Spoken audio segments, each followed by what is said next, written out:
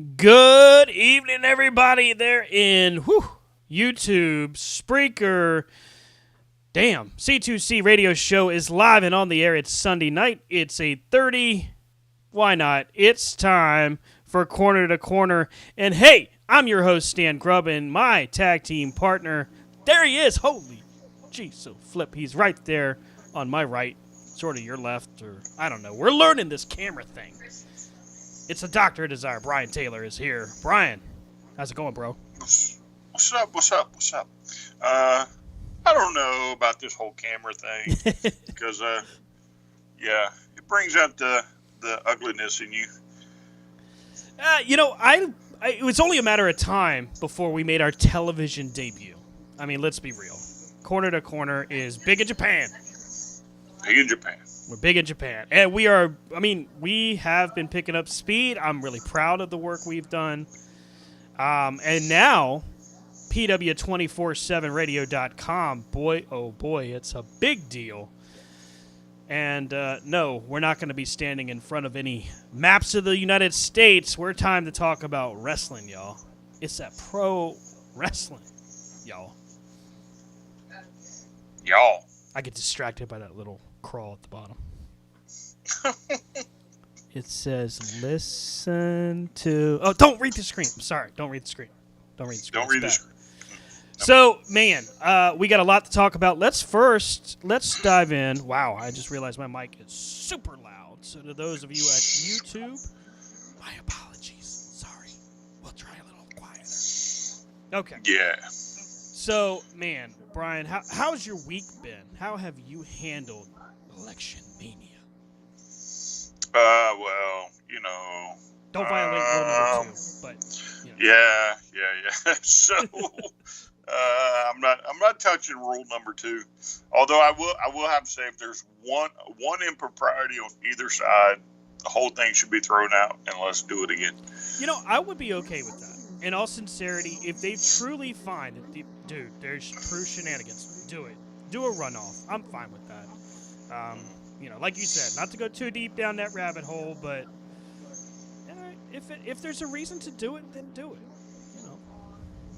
Yes. What else we got to do here in 2020? Alex Trebek is gone. Damn it. We miss you, Alex. So will that end Jeopardy, or will they find a replacement? Because I don't know how you find a replacement. That's a good question. I honestly am not sure. I kind of hope not, because you can't replace a guy like Alex Trebek. Alex Trebek he's a mainstay, dude. He is Jeopardy. So if you put, Drew Carey to read the questions or the answers, it's be like, no, you can't do that. That doesn't work. Yeah, I'm not sure. I don't think it would work either. I mean, if you can imagine, the kind of shock and awe that 2020 has already put in front of us, you look at, jeez, freaking Alex Trebek is gone. It's bad enough. You took from us the ability to go to the movies. You took from us the ability to go to a live wrestling show. Damn it. Can you stop taking stuff? What's wrong with you, 2020? Well, the problem is, what would they give back? Ooh. What would they give? You know what I'm saying? I don't know. I don't know what 2020 would give us, but it probably wouldn't be anything good. If you're a TikTok user, there's a very funny TikTok of Mother Nature. And she talks about what she's going to give back or take away, or what she's going to do for us. It's pretty humorous.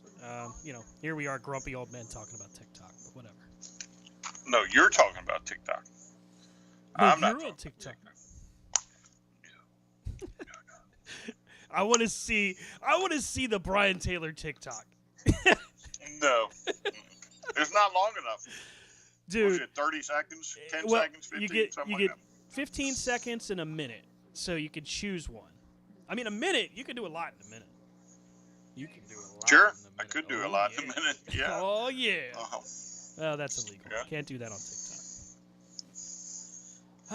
Hey, if you are checking us out, whether it's in replay or on live right now through youtube.com, Thank you. Thank you so much for checking out Corner to Corner. We're at C2CRadioshow.com, and we are live, live right now, and on PW247radio.com. It's been a few weeks. We've been a little busy. We had Rob, who has transitioned into home ownership. Congratulations to Mr. Rob. And of course, we are always happy to talk about what we love, and that is professional wrestling. We talk about everything here. We talk about WWE, Ring of Honor, AEW, of course, New Japan Pro Wrestling when time permits. Impact, of course. Impact is still around.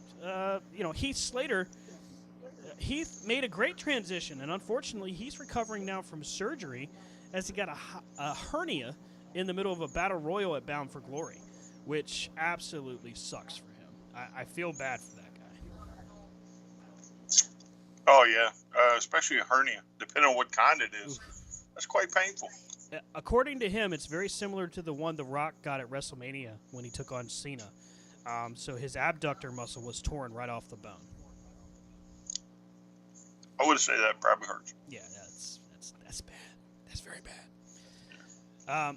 Hey, Brian, we are dedicated players of WWE Supercard and both Xbox Live for Battleground, WWE Battlegrounds. This week, news broke that Battlegrounds has three new characters to play with. Of course. Well, it may only be the two, though. Okay. All right. We'll leave the third one out. So, as we've heard it, and as we saw on WWE's social media, and of course, every wrestling news site, every dirt sheet that you can imagine. Anyway, what we've found out is Bill Goldberg and the Beast. No, not the Beast. The Animal. There we go. The Animal, yeah. Batista. I want to hit a Batista bomb. That I want to do. No, I think I want to get a spear and just be able to shoot them out the ring. You think I want to be able to hit them hard enough that I can shoot them. Can you spear him into the alligator? Probably not. But the alligator's a cool function. Yeah, it took me a minute to figure out how to get somebody to the alligator. It was actually making me mad. I'm like, this is pissing me off. Just get to the damn alligator. But it worked. I finally got him there. Yeah. So I think I'm at 80 something. Okay. As far as the matches go, I haven't quite finished it. But damn. This will give me a good reason to go back and finish it. So I've put it off for a few other things, but it's still a fun game to pick up every once in a while. Well, you're just a dedicated player. I mean, that's all there is to it. You're a lot more dedicated than me, because I think I'm at 30%, maybe. Oh yeah. I mean, I think I probably zipped right through it once I got it. I didn't have too many losses.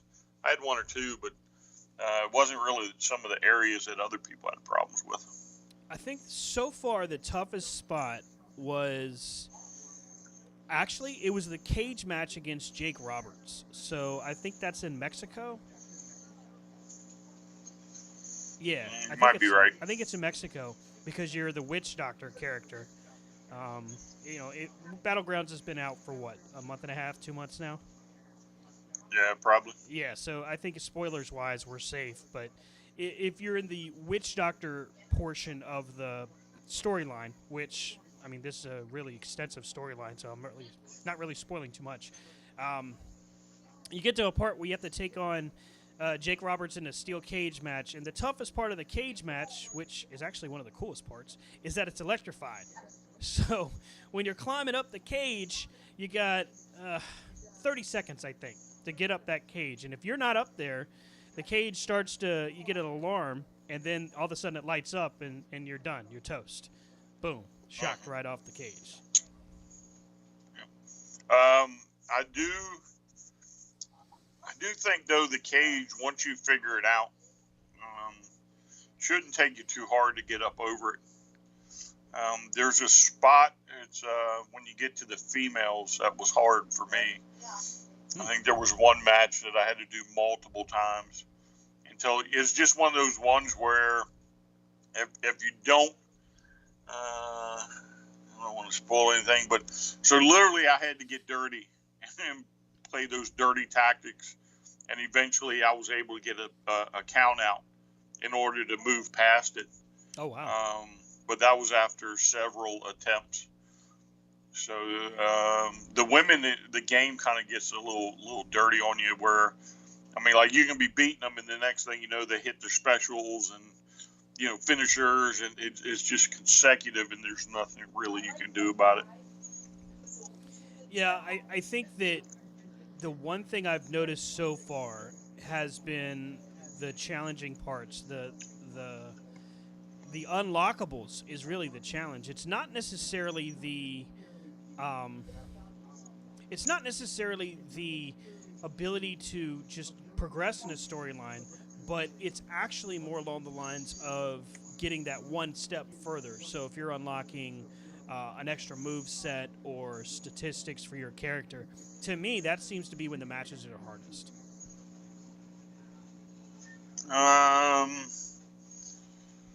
Not again. I didn't really have a problem till much later. I didn't really have a problem till I got to the women. There's a section with the women, and it's all women. That's where I really started to have a problem. But I do like that you can go to a different story number, I guess you call it, and you can unlock different things on almost every one of them.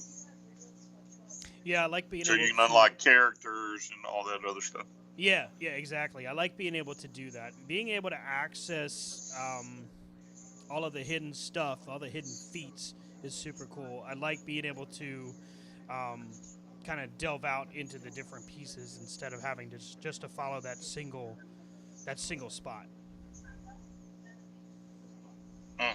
Yeah. To me, though, with the unlocks, it almost makes you feel like you're earning something. Yeah. So. Yeah, I could see that. Yeah, I mean, I think with the exception of superstars, when you unlock a superstar, you can almost kind of see, where the progression is going to take you. Yeah, I think that's been the most fun for me. Has been just that in the cartoon aspect of it, the crazy zany parts of it. Do the little macho thing, zany. But yeah, it's definitely pretty crazy. Yeah. Speaking of that, I'll have to admit, I think when it first come out and I was excited, then you kind of talked me out of it. Then you talked me back into it.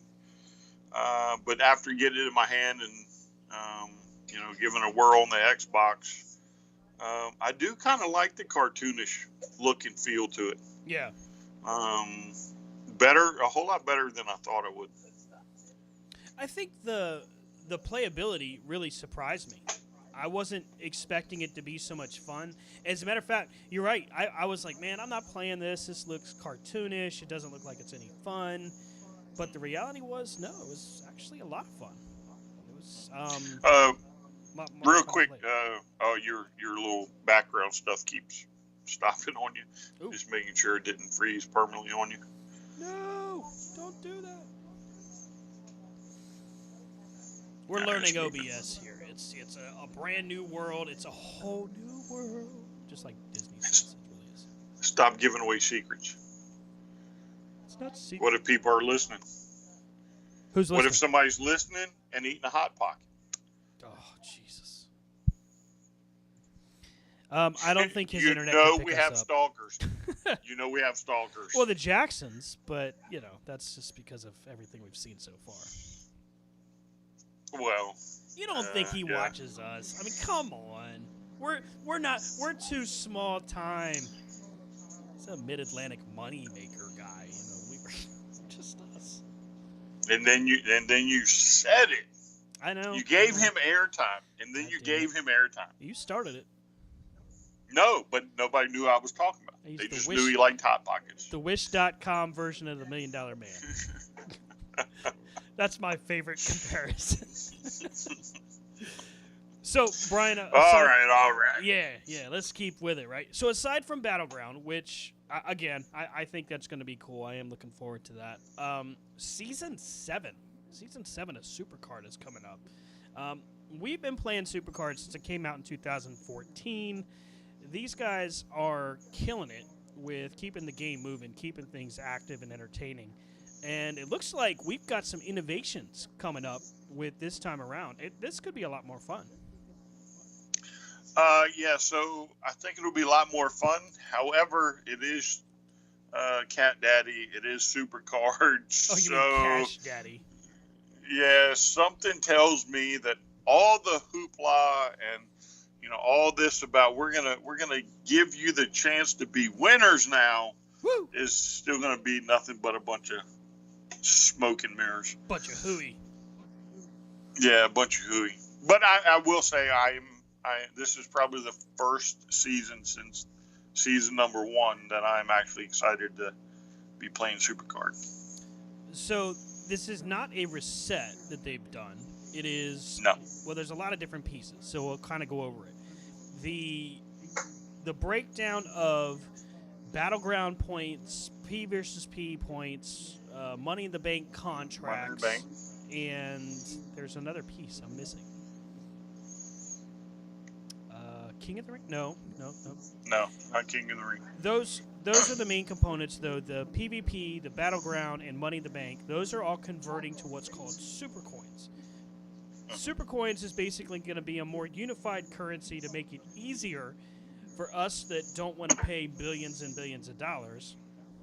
Make it easier for us to actually get our hands on the rare cards, like the event cards through Money in the Bank. Right now is Hell in a Cell, and it's Sasha Banks and Elias. Now, I don't know about Elias, but Sasha Banks' card looks amazing, and I want that background. But can't get it because I'm not willing to sit there and play hours amongst hours just to earn, 15, 25,000 contracts. Like, who the hell? No, but that's just for one. So to pro, you would need about 50, probably 51, 52. Yeah, and the formula for pro I think it's 25. Yeah, I'm not a fan of that. It takes too long, in my opinion. Well, plus the math on on proing a card right now pisses me off.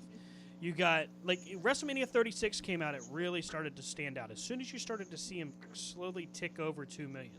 So you work hard, you finally level up all the way, you're at max level in the game, and then you start leveling up your cards, training up your cards, and you pro them, and you only get, instead of 2.4 million or 2.5 unfortified, it's 2.2. It's like, what the hell?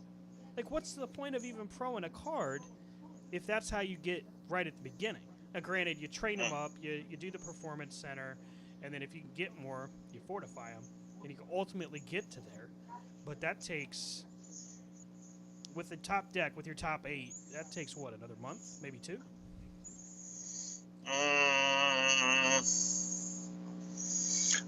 Normally doesn't take me that long, so I'll have spurts where I'll sit down, and if I get the right card that I may need to pro, one of my top, actually it's top 6, because 2 of the 8 are enhancements or whatever.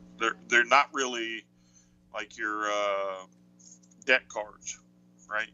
So if you look at your top 8, 2 of them are enhancements or whatever they're called. But if I let's say like SummerSlam AJ, if I have one and then I get a second one, I may sit there and in a night knock out 100 games to level up that AJ so I can then pro them. Right. And, so a lot of times it comes, it all depends on the card. If I get to pull a card, if I pull, if I have a specialty card, I'm definitely going to try and knock it out in one night, depending on what time it is I pull it. But I mean, I've been known to get pretty close to leveling up 2 cards completely in one night. If the mood is right and the time's right when I get them. Yeah, I think a lot of things when you start playing through Supercard, the first thing that you notice is, and people have said this about a lot of 2K's card games, so NBA 2K, there's not an MLB, but there's another one. Shoot, I'm just drawing blanks all over the place today. Hockey? Is there hockey? NHL. Now, NHL is actually a lot of fun to play, so if you get an opportunity to check it out, it's made by 2K Games, so it's the same company. And Cat Daddy, I think, makes that one as well. Maybe they make all three. But the keys that I'm noticing is that the pay-to-play is a bigger bonus point right now, before Season 7 hits. Right now, pay-to-play is more prevalent than, just free play. Which, I mean, I get it. It's a business. It's designed to make money, so you push a little bit. You create these stretch goals. With Season 7, the overall goal that Cat Daddy and 2K has described is to make Supercard more of a collector game and more stable over a long period of time, which, think about it, I mean, 7 years for an online game, for one, and then for a mobile game is huge. I mean, that doesn't happen very often. Oh, yeah, especially like a card game. Yeah. I would imagine like a Marvel or DC type game would probably last. Mm-hmm. Candy Crush is probably going to last. But there are so many that will eventually fall by the wayside. But I am glad they're reinventing the wheel without reinventing the wheel, so to speak. So hopefully, though, it'll become more. It'll become easier to level, right? So I've never really been able to, because I don't really pay, right? So I may spend $100 a year, on a pack, whatever. That's actually really impressive because, unfortunately, I spent way too much. Yes, well, yeah, I know. So, but again, and that's normally around Christmas when I have it. Yep. So, hold on, I'm trying to adjust there. But I'm not a pay to play. Yeah. But I do pretty good right now.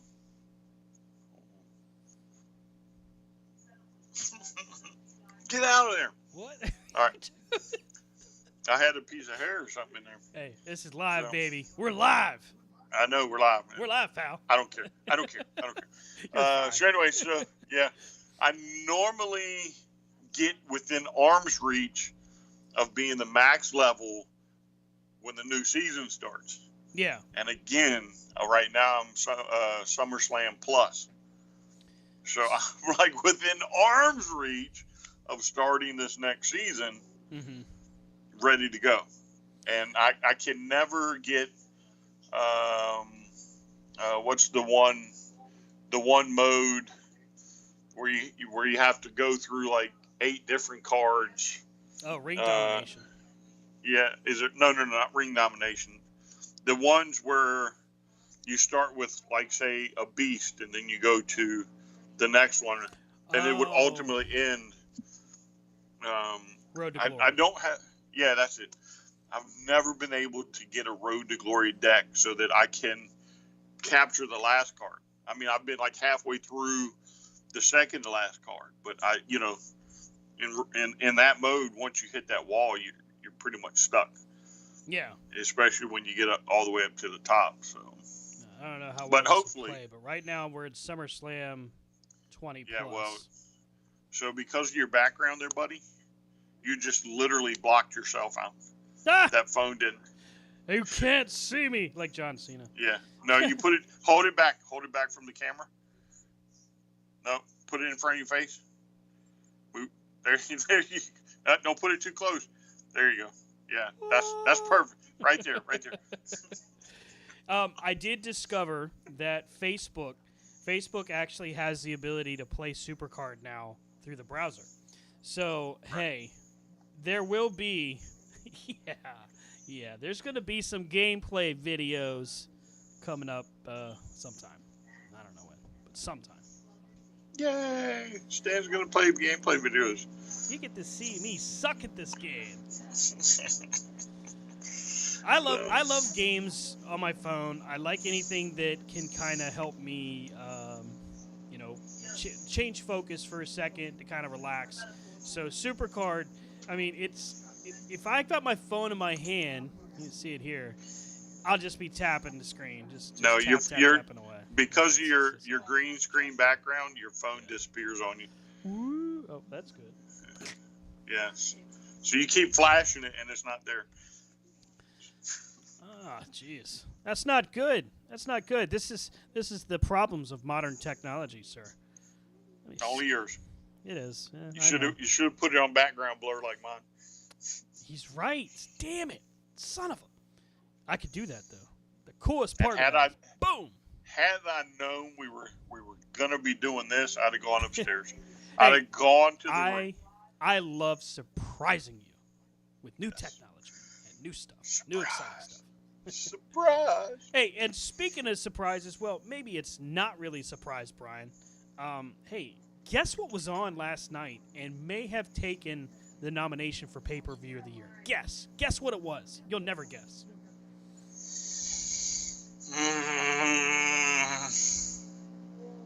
AEW. That's right, baby. Full gear. Damn, what a show. What a show, man. First off, I was blown away by Serena Deeb, but I was really blown away by Nyla Rose and how much she's improved. And we're going to talk about that. I want to do this in order. I want to be fair. And, of course, we're going to work with reading some of the results through WrestlingHeadlines.com. We did both watch the show. We watched it in its entirety. But just to keep us on pace and keep us in order, I'm going to use that as a reference point. So if you see me diving down, that's me reading. So So you're going to be diving down with the mic that close to your mouth. Wait, what? No. Hey, what? No. That's not what we do here. You're going to wind up sticking yourself in the eye with that. Jeez, son of a... Yeah, let's hold it away. Just make sure if you dive down, be like, poke yourself. So, I mean, there's just so much news. First off, hey, how cool is it that we now get to finally call Cody the American Nightmare, Cody freaking Rhodes? Thank God. It was getting dumb to not call him Cody Rhodes. Yeah, so I wonder what ultimately happened with that. So that news actually broke last Wednesday. Wednesday morning, and he announced it later in the evening. Yeah. Yeah, I don't remember if it was on Dynamite or if it happened after the show went off air, and then he did it. Mm-hmm. But yeah, he announced it last Wednesday that he now has the Rhodes name. Yeah, I mean, one of the most powerful parts of AEW in coming to be was knowing that you had the legacy of the Rhodes family, seriously, involved with being back down south, back in the Atlanta, Florida region, in that area, but having wrestling kind of returning to its roots in that regard. And Cody has always held his family name, but also wrestling in high regard. WWE has no problem saying they are sports entertainment, and they'll say that freely. They don't worry about it. As a matter of fact, pro wrestling used to be you couldn't even say it on the show. Now they don't care so much, but we all know the deal. So AEW comes around, and Cody, he leaves WWE to go on his own, finds out that his last name, copywritten. Don't know why they would do that except to make money off his name. And you'd think when a guy leaves, unless it's like Goldust, I understood. Like if Dustin wants to be Goldust, that's a WWE character. I get it. Right. But Dustin Rhodes was Dustin Rhodes before he ever touched the WWE. To me, it makes sense to give him back his name. But, I'm not a lawyer. I'm not into contract law. Well, that's true. And hopefully for those coming up in the business now, they can learn that lesson. Yes. However, if it's me and my last name was Rhodes, I don't think I would sign a contract unless I kept that when I left. Yeah.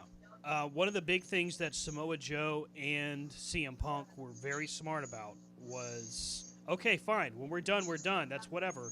But my name is my name. You're not getting my name. AJ Styles, same way. He follows their lead in that regard. Who is another guy? James Storm, Bobby Roode. These are guys that they had to keep because if you call Bobby Roode, John Smith, it's not going to have as much weight. So you have to keep that name.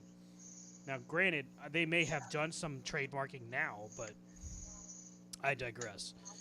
So, well, yeah, but I would think you'd be able to circumvent that because you used it for so many years prior to. You know what I'm saying? Yeah. That even if they did it now, you would be able to show that you were conducting business under it for some time. So I would think he'd still be able to use it. But I mean, there are very few names that equal Rhodes. Yeah. And to me again, if my last name's Rhodes, I might have even would have passed on the company if I thought they were even going to try and take it. Yeah. And people may say, well, there wouldn't have been spots for him. Well, that's not true because we did have ROH, we did have Impact, New Japan. He could have made his name all over the world still. Yeah.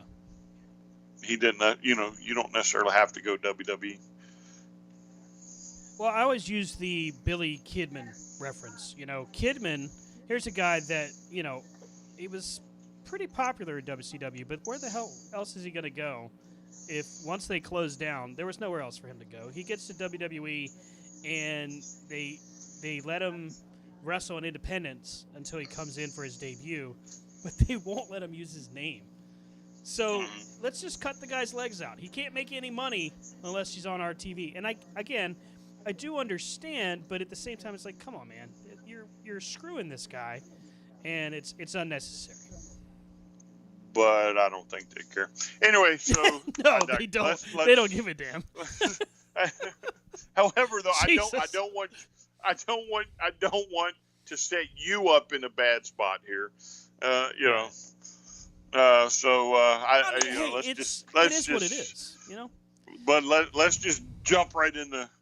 I'm gonna save you here, and let's just jump into AEW's pay-per-view. Brian's saving me from myself here. What a guy. Yeah. What a hero.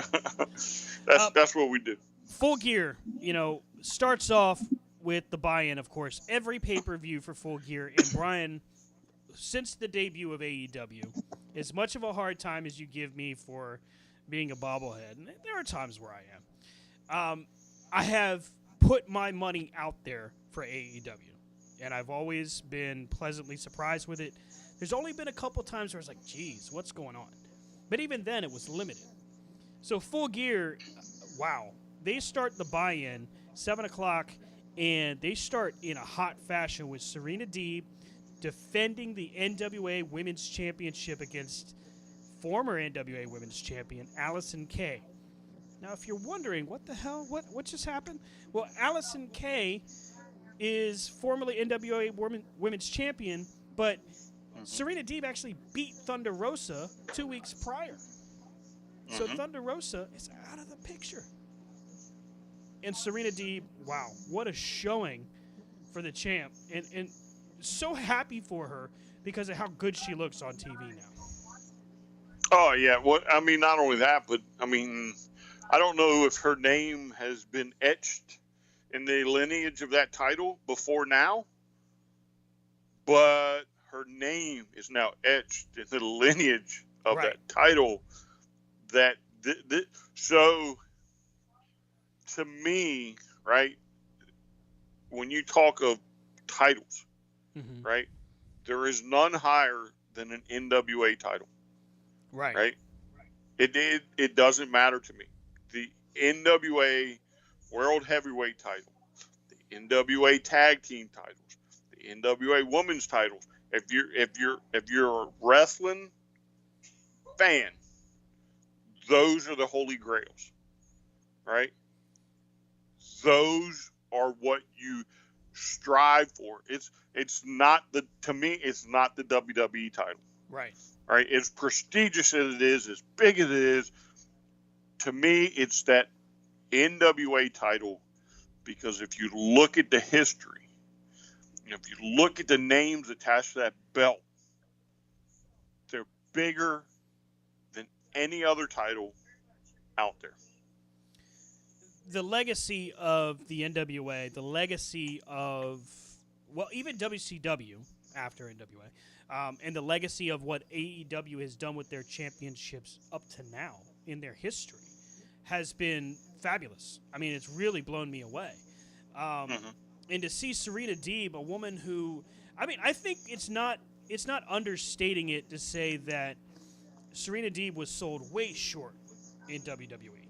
And when they had an opportunity with her, they instead made her a coach, which, don't get me wrong, I'm not saying that she can't be an effective trainer and coach, but what I'm saying here is that the timing for that was just all wrong, and she had a lot to give still. Now, I understand she had some issues, all right? Remember that in 2010, she's part of the Straight Edge Society. She has some run-ins with the law because of DUI. It happens, right? It's kind of part of life. But when she gets fired, she comes back and they say, look, we're not going to put you on TV. You're going to be a trainer. In my mind, as just a fan, I'm like, man, I think maybe she's going to be done. But we find out that through the Mae Young Classic and then later into AEW that not only is she not done, but damn, she's got a lot to give. And her match with Allison Kay, wow, Allison Kay's great. She was great as Sienna in Impact. She's great now. But Serena Deeb really stepping up her game and showing true to form why she's champ. Yeah. So I thought the match was okay. But again, to me, the story here is Deeb holding that title. Mm-hmm. So I went, you got to kind of grasp your head around this, right? So as far as I know, she's under contract with AEW. Right. Right. And the NWA said, man, not only can we put air title on somebody from another company, mm-hmm. but that we trust her enough to live up to what we expect from the NWA title. Right. Right? Because she could very easily, shenanigans could be played here. Right? But to me, she seems like she is such a professional that she's not gonna allow it. Right? So she takes that pride in that title. And she's going to live up to the standards of another company, mm-hmm. while defending it in her home company. And hopefully we're going to continue to see this belt defended by her. I think Thunder Rosa comes out again at the end of the match. So somewhere down the line, of course, we'll get a rematch there. But, I mean, hopefully they're going to let it be defended on Dynamite or Dark more times until, hopefully leading up into February. What I think we've seen with Serena Deeb and with the NWA is that, first off, what we already knew, and that's Tony Khan is totally okay with working with AEW and other promotions. He wants to see it. As a matter of fact, I get the feeling... Wait. I was going to say, don't spoil it. I get the feeling we're going to see more of this, is what I was going to say, but yes. I can see where you're going. So, again, Serena Deeb defeats Allison Kay in a submission. First off, the chain wrestling in that match, really good. And I feel like Serena Deeb is only right now just this close to hitting her stride, and we're really going to be in for a treat. So after the fact, just like Brian says, Thunder Rosa comes to the ring. There's a confrontation, and we start getting some of the video lead up to the Full Gear pay-per-view. Cinderella's "Don't Know What You Got Till It's Gone." I never really thought I'd hear that song in relation to a tag team. Oh, not just a tactic on a wrestling promo. Right. Like what? And I'm not sure on like any hits online, Mm-hmm. but everybody I've heard talk about that, they love that, Yeah. and they absolutely love that it's that song used on that promo. And I'm like, oh my God, this is crazy. Well, I think it's the general viewer of AEW. They watch BTE, they watch Being the Elite, they keep up with Brandon Cutler in the D&D game, they keep up with Brandy's drinking and cooking game. I mean, not game but show. They keep up with everything on YouTube, so everything is quote unquote in character, and they just let it roll, and that's why. And we'll talk about it more in depth, but that's why when you see a guy like John Silver, the first thing you do is you're like, God, this guy's hilarious. And then you see him in the ring, you're like, what the hell? And because no one expected him to perform the way he did last night. Oh yeah, oh for sure. I got my thoughts on that when we get to it. Yeah. Because first is perhaps a match of the year candidate. Yeah. In the Hangman, Adam Page, and the Cleaner, Kenny Omega. I couldn't believe they started the actual pay-per-view with this match. I mean, it was a hot start, and it was the match itself was great, but damn, what a start. I'm fine with it, and my thought process would be I would want that to be one of these matches that is, in my mind, if I'm Tony Khan and Cody Rhodes and Paige and, all these guys that are, doing this match behind the scenes, I want that to live up to everybody's expectation. Right. Right. Because we have in Kenny Omega, the guy that everybody on the internet is whining over. Oh, he's not the same Kenny Omega as New Japan.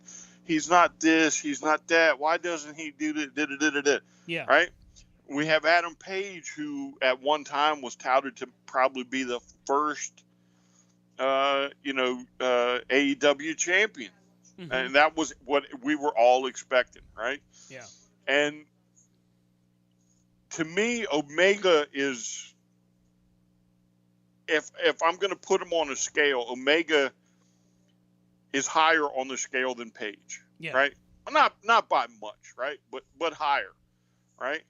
And so then you trick us, and you put him in a tag team, and then you give him the titles, and then you start playing the little games, where, oh, is somebody going to turn? Are they not going to turn? Oh, Omega's getting upset, with Page's drinking and, all this. And then it leads to Page getting thrown out of the Elite and Omega not really talking to him. And then the tournament happens and you just know right off the bat, right? Yeah, something's going on. You know where this is going to end. Right, this is going to end with Page and Omega. And it's to me, it was a very beautiful story, right? And for those of you who don't know, this is the way wrestling used to be in the 80s, the early 90s, in the 70s. You would have these great long build-ups, right, that culminated exactly where you knew they were going to go, but you just couldn't wait to get there. Right. And I think it was quite possibly match of the year contender. And I don't think that in their thought process, because you knew they wanted to just go out there and just tear it down. Right.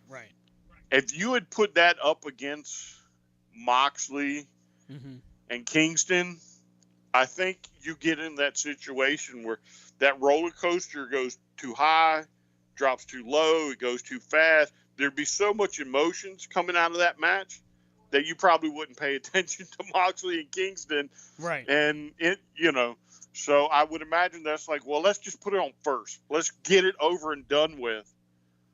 And let's just go tear it down and give everybody else, let them see, and let's build on this particular match. Right. Would be my thought process why it was first. Well, in the athleticism that was displayed, we finally get a true look at what Kenny Omega is capable of. Now, I watched his matches in the tournament, and I have to admit, I was really aggravated by him. I liked the squash at the beginning in the first round, but when you get to that next round, it needs to be something different. And I would have liked to have seen, as much as, okay, I get it. It has to be, lots of near falls, but I get tired of that. I just would have liked to have seen a more, because they're still not 100% committed, at least on television, as to what Kenny's doing. But I would have liked to have seen a more, F you, I'm going to do whatever it takes to be the cleaner and win. But he was still ruthless, don't get me wrong. Right. I think they're committed. But again, Kenny's story is not finished yet. Right. Very true. And this is where I think if he had faced Phoenix like he was supposed to, it probably would have been another... it wouldn't have been as bad as the week before as far as the squash. Right. But he would have handled Phoenix very well. Right? Yeah. And it probably wouldn't have been much in the offense from Phoenix. I think they would have just kept building on what they'd done the week before. But now you throw in Pentagon, and it's a different thing. So you can't just have them destroy Pentagon. Right. You got to have a more conventional match. I think that's what you get. And so again, I think injuries come into play here, and I don't think we're going to see the cleaner fully 100% until he wins in February. Right. And then you're going to see that nasty, ruthless Kenny. Yeah, I think you're right on that. So I feel like there's always going to be room for Kenny Omega to be more ruthless because he's just that good. And we already know that because he's that good, we can expect that he's going to do what Kenny Omega does, really. Right. Yeah. And again, so there's been reports that this year you're going to see Kenny Omega pushed into that role, of holding that company on his shoulders and pushing it into year number 3. Right. And again, I don't think the story's finished written. And I honestly don't think it's finished between the two of them. Right. Based off what we'll see later on in the night. However, I'm going to tell you that I think this is match of the year candidate. Oh wow, really? Again, yeah, I think it has to be. I think there are very few that this had it all. This had the story, right? Mm-hmm. This had the build up. This had the story. This had a very competitive, hard match that neither one of them, there weren't many mistakes. There weren't many slip ups. This was very well put together. Right. And they brought it. I mean, they actually brought it. Yeah. And it shows you why there's so much faith in both of them. This match alone. Yeah, I mean that's a true feel.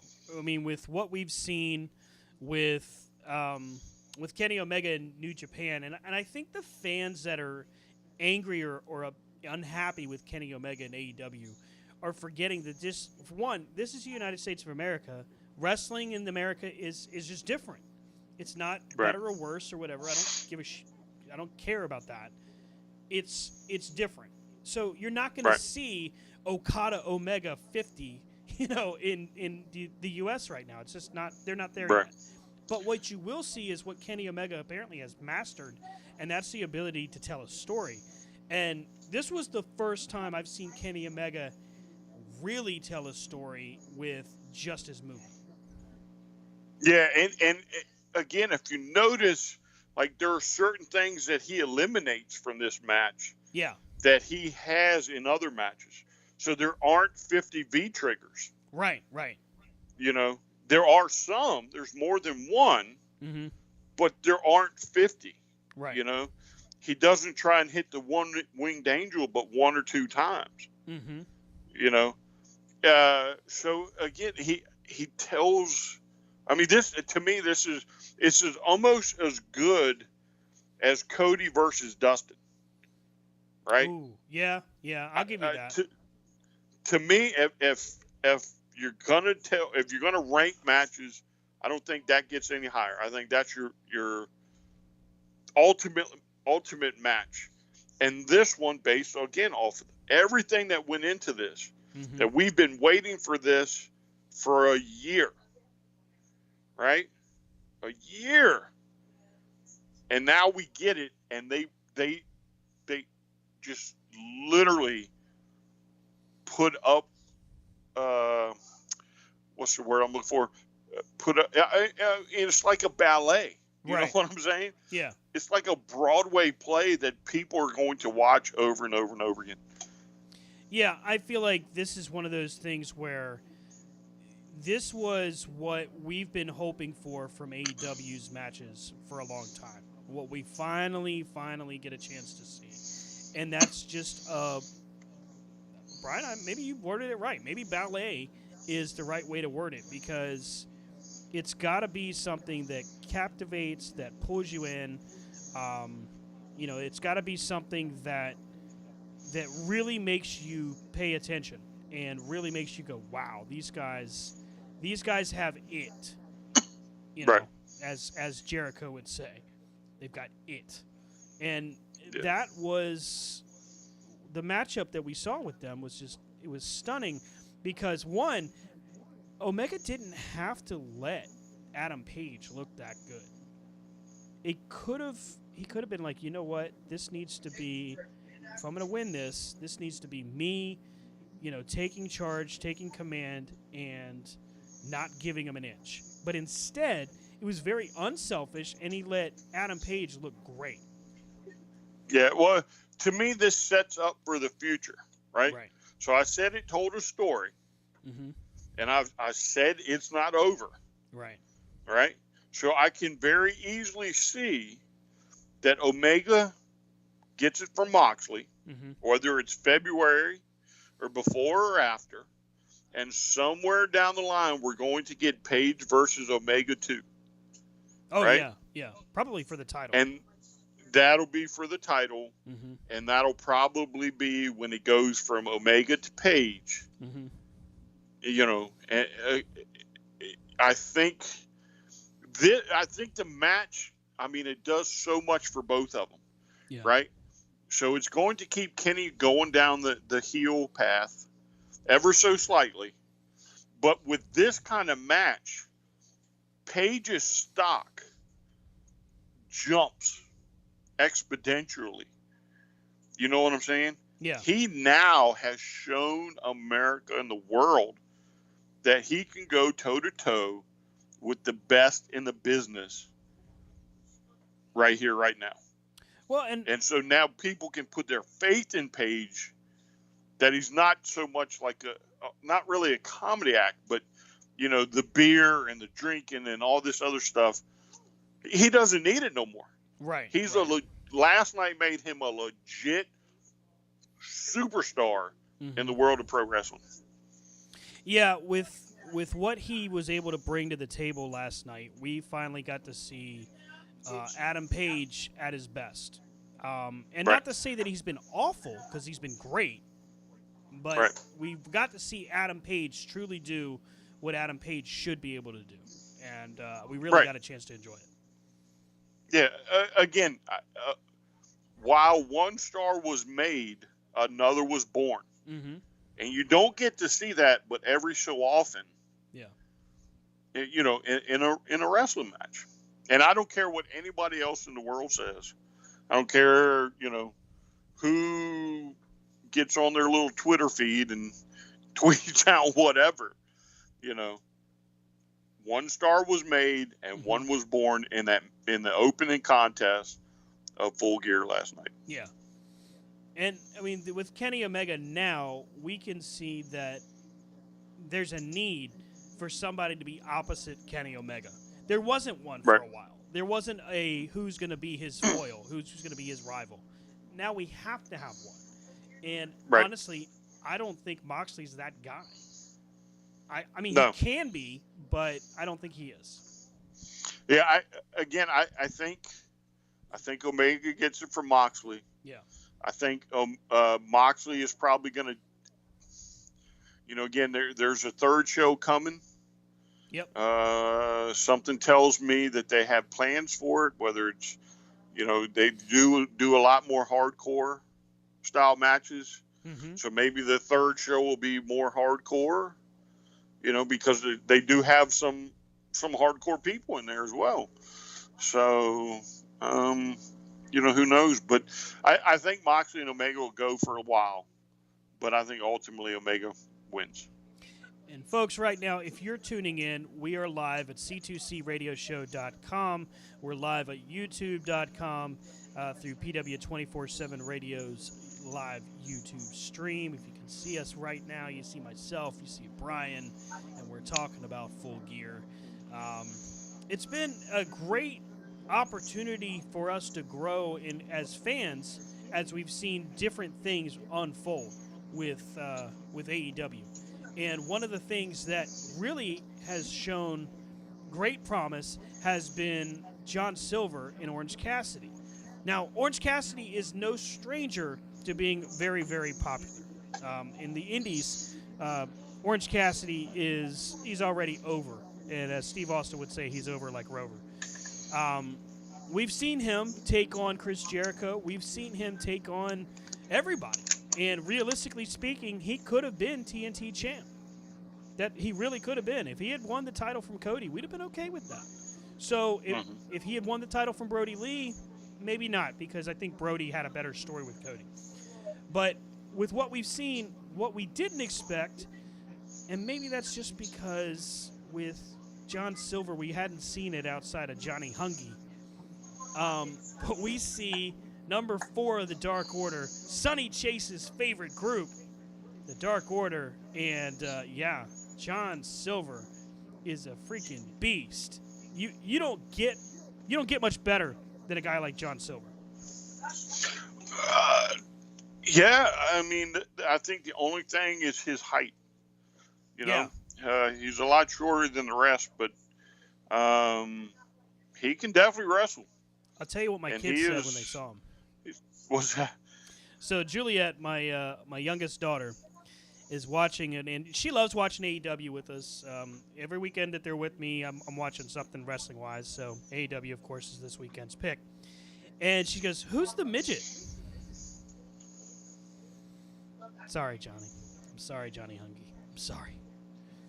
And then she was actually remarking at how strong he was after that. So, well, you should have made her right. Like, I will not talk bad about the Dark Order like 500 times. I did get grape Kool-Aid out, though. I found some Kool-Aid for her to drink. Evil Uno, I found his cameo. So if I got to make it happen, we can make a FaceTime happen. That's funny.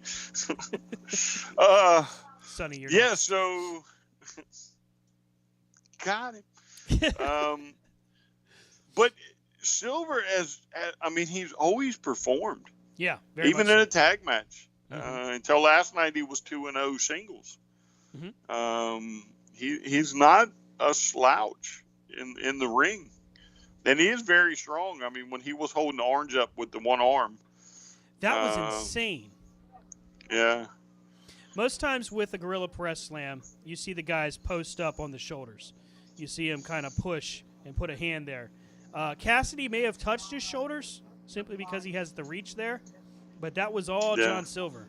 and that had Yeah. that had to hurt the sternum too, because that's pretty much where he had his hand placed. Yeah, it didn't look like he was pressing off the shoulder much. Yeah. So I was impressed. I mean, Silver moves with lightning quick speed. The kicks he's delivering are... I mean, when you see the guy move, you don't know he's this fast. He's like a bullet. And watching him dart around the ring, I already knew that Orange Cassidy was quick. I didn't know that Orange Cassidy was actually not quick enough to keep up with John Silver. And that's exactly what we saw, was that John Silver could actually outpace Orange Cassidy, and no one to this point has been able to do that. yeah, he was fast. So I wasn't quite sure how this match would go, especially at the start there, where he Orange Cassidy puts his hands up and he's getting ready to put them in his pockets. And that was hilarious. Silver's like trying to use his brain to stop him. But once Silver got him on the ground and rips the pockets out, it almost like it puts him on even You left field. that a step, buddy. You left that a step. He ate the pockets. He ripped them out of his pants and he ate some. but it's almost like the Urn and the Undertaker. Once he rips the pockets out, they're on even Stevens now. So I did think it was entertaining. Again, it's. I guess it tells a story, because I imagine once Brody Lee comes back, and I think he's out for a COVID scare or something, he's gonna beat the tar on the Silver, Yeah, for losing. For not just losing, but for being the mouthpiece of the Dark Order, really, while he's gone, because even Wendy's is texting about Johnny Hungy. That might be my favorite piece, by the way, is Johnny Hungy. Yeah, Johnny Hungy. But he is very entertaining. The two of them together were entertaining.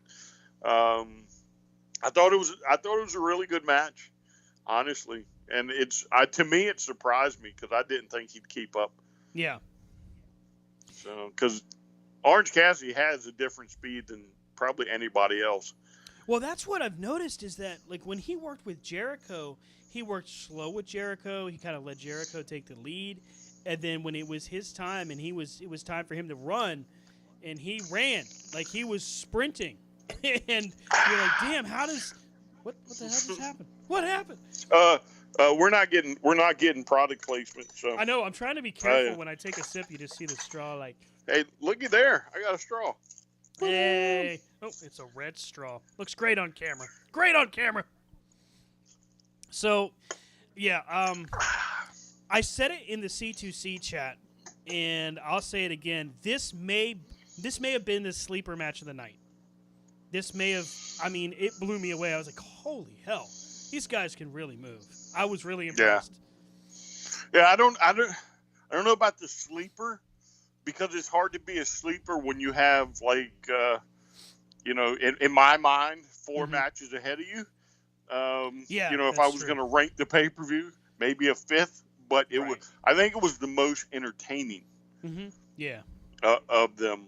So. Yeah, I think we've seen that AEW is, more than up to the task to bring it to the table for matches, match of the year, match of the night kind of candidate. So let's go back and forth here on the next matchup, which was the American Nightmare Cody Rhodes against Darby Allin, defending the TNT title. Brian, why don't you start with this? I'd love to hear your take on this matchup. Yeah. I think it's exactly what AEW needs. Okay. Right. So Cody's a bona fide legit star. Right. But one of the complaints about AEW, right? From the bobbleheads and the Twitterverse and all Not this the stuff. Bobbleheads. It is how Cody, and I just don't get it, like has these great matches with people, but when he wins, he supposedly is, stopping their careers. Yeah. He's squash, man. They just don't understand the terminology. But I think it's a good thing that Cody held this title for so long. Mm-hmm. And for those of you that don't know, Brody Lee wasn't supposed to win, and the only reason why he got it was because Cody went and did other things. Yep. Cody had a TV show booking. Right. If he wasn't TV show booking, he would have been TNT champ without the Brody Lee. And even Brody Lee says he wasn't supposed to win. But to me, this is more of a homegrown star, right? Of course, he was on the independents, but I'll have to admit, if I had heard his name, if you'd show me a picture and said, "Who's this?" I would have been able to do it Mm-hmm. before AEW. Right. But through this year, he's worked his butt off. He's given us stellar matches. He has given us great promos. I think he deserves this. I think he deserves a nice lengthy run. I think this is exactly where this belt needs to be on Darby Allin, and let Cody go be Cody Rhodes in the heavyweight lineup. Again, I think it's just that time. Well, I feel like pass that belt on. Yeah, I feel like just to pass it on.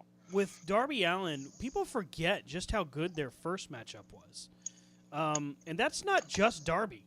And I think maybe there should be a new hashtag of LOL Cody wins. By the way, how it used to be LOL Cena wins. Because here's the thing, Cena didn't have the golden shovel, and neither does Cody. If there's a guy that cares about that roster in AEW more than Cody, you won't find one. I don't believe there's one. Cody wants everybody to be successful. And Darby Allin, let's face it, Darby had some close calls where he could have easily been retired. This is before he even got to AEW. So there's a reason that Cody says that he was the one guy to stick up for him. Because probably everybody else thought he was nuts. Well, not just that, but there's something special about Allin, right? Yeah, there really is. Yeah. I may not be the biggest fan, but I'm at least willing to admit there's something special about this kid. From the Halloween costumes that were put up all over the internet, to the little montage of pictures of people face painting. Right. It almost kind of reminds you of the late 80s when Sting goes national. Mm-hmm. From what was it, UWF or whatever it was. Yeah. And he goes and joins WCW, and he becomes like this huge star. Mm-hmm. People can relate to Darby. He's got the package. He may be a little bit on the skinnier side, but he can wrestle with larger people. They put on a great match. I was very shocked that he won. However, I do think it's a good thing that he won. Not to take anything away from Cody, but it's nice that when you pass that title on, especially after building it to a certain level, and let somebody else take it to the next level. Well, and I think that's what Darby does. Plus, I think it was a mistake in and of itself to have Cody removed from the heavyweight division. And I think it was honestly, while I understood part of it, I still think it's a stupid move to have him say, I'm never going to challenge for the world title. But if you noticed during the introduction, Excalibur actually says, I wonder if Cody Rhodes can challenge for the World Heavyweight Championship. And I was like, damn, that's slick. Tony Khan just won an award for me. So even Rob, because Rob come over last night, Rob was watching it. Yeah. Even me and Rob were discussing that. Like, because you have the one interview where he comes back and he's like, I put on 14 pounds. Right. You know, I'm now a heavyweight. You know, I'm a heavyweight now. You know, and then if you go back and think, it's Cody cannot wrestle for that world title anymore. Right. Well, after last Wednesday, technically he's not Cody no more. He's Cody Rhodes. That's the best part. That's really the best part. It's just like, I'm Cody Rhodes. Cody. No, Cody. Couldn't. Yeah, But he's not me? here. Oh, yeah. no, Cody Rhodes. That was a skinny dude on back. Yeah, I'm Cody Rhodes. You know, that do his hair lightweight. black or something. Yeah, Oh, color his God. hair black. He could pull like what was the Hulk Hogan one where he was in the mask? Oh, Mr. America. Yeah, so he could pull like a Mr. America without having to wear the mask. You know, no, Cody. I think I just saw Cody down that way. You know, you can point to down the hall, dye his hair black or something. I'm Cody Rhodes. I don't know who this Cody is. It's kind of like Wendy Stevens. You know what I'm saying? Hey, be Who's careful. Wendy Stevens? Wow. It's like Beetlejuice. Yeah, Gotta but be you careful. just missed him. Yeah, you just missed him. He's He down the was hall. just here. I feel like with Cody, he belongs in the main event scene. Yes. It's a mistake to not have him in that role. And I get it. He didn't want to be selfish, and we were all afraid that maybe AEW would take that route and say, okay, well, Kenny's going to be champ and Cody's going to be champ. But they didn't. They took a different direction, and they made sure that there was everyone involved. Right. That's something that they can benefit from. Yeah, and now the ones that, you know, didn't get a chance last year or, you know, look like they're going to the forefront. And so, you know, it's a good thing. I like the way they set that up. I like that they didn't all get the titles at one time. And, you know, it was just an elite at the top of every ladder. I mean, I think we would have understood if they did that. I don't know that there would have been a lot of complaining per se. I think a lot of people would have been like, "Oh well, yeah, of course their elite's going to be at the top of the card. Of course they're going to main event." Yeah. But at the same time, it's like, we want to make sure that there's something different here. We want there to be a different flavor to what we provide. Right. Yeah. But yeah, you know, I thought it was great storytelling. And I'm not a huge fan. I'm not a big fan. Let me just say that. I am a fan, but I'm not a big fan of Darby Allin. And I am very happy, though, that he does get the opportunity to become the face of TNT and take that title to the next level. Yeah. So that kid, it's all on you now. So It's good to you see got to a show guy, the world. It's good to see a guy like Darby Allin get a chance because, you know, coming from a very modest start in Evolve where I think a lot of people just weren't expecting his star to be on the rise like that, even though it became that way. I think a lot of people just weren't expecting it. To see his matchup with Cody was really good. Now, what happens after that? Here's what I hope that they don't do. Don't put the TNT title on Brian Cage. If you're going to keep him feuding with Team Taz, put it on Ricky Starks. That's my hope.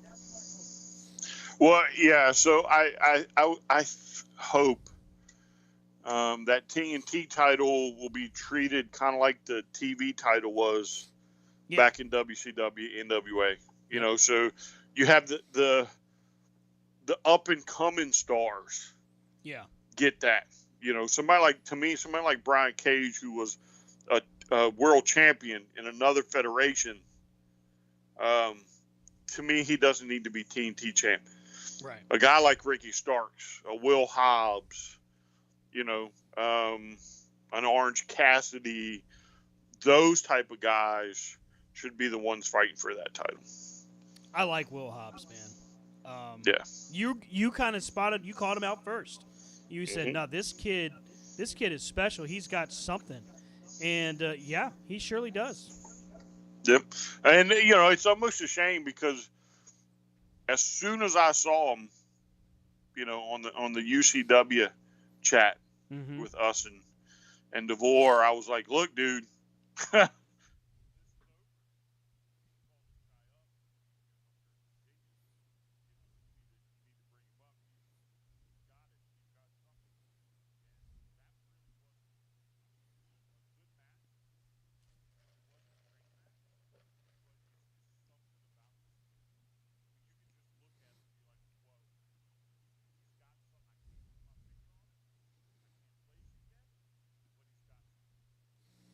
Yeah, a lot of what we've seen with AEW is they've discovered a way to keep not low level but low profile talent in a spotlight.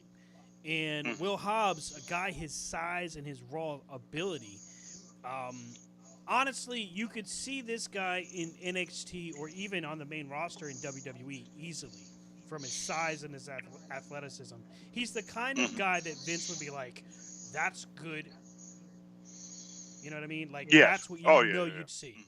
And I'm okay with that because he will eventually be a star no matter what he does. But I think his star is better placed in AEW. Well, I think this way he gets to grow organically, whereas